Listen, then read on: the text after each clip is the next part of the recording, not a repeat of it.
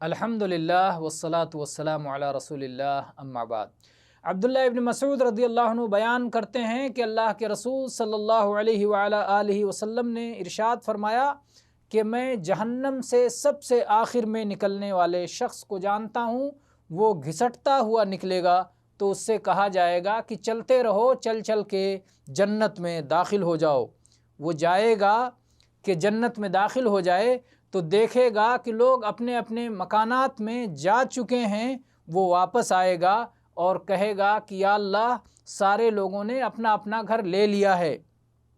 اس سے کہا جائے گا کہ تجھے وہ وقت یاد ہے جب تو دنیا میں ہوتا تھا؟ وہ کہے گا کہ ہاں۔ تو اس سے کہا جائے گا کہ آرزوئیں کرو، تمنائیں کرو، کیا تمہیں چاہیے؟ وہ تمنا کرے گا، وہ آرزو کرے گا۔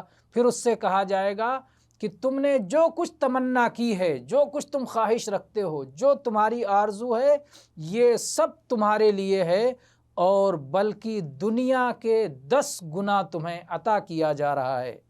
تو وہ کہے گا کہ یا اللہ آپ مالک ہیں، آپ ملک ہیں، اور اس کے باوجود آپ مجھ سے مذاق کر رہے ہیں۔ تو راوی کہتے ہیں کہ میں نے رسول اللہ صلی اللہ علیہ وسلم کو دیکھا کہ آپ یہ بات بیان کرتے ہوئے ہنس پڑے، یہاں تک کہ آپ کے آگے کے سامنے کے دانت دکھائی دینے لگے۔ اسے امام ترمذی رحمہ اللہ نے کتاب صفت جہنم میں 2598 نمبر پر ذکر کیا ہے۔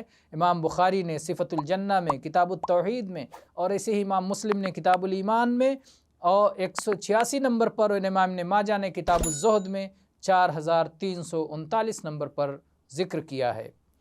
والحمدللہ رب العالمین، وصلی اللہ علی نبینا وسلم۔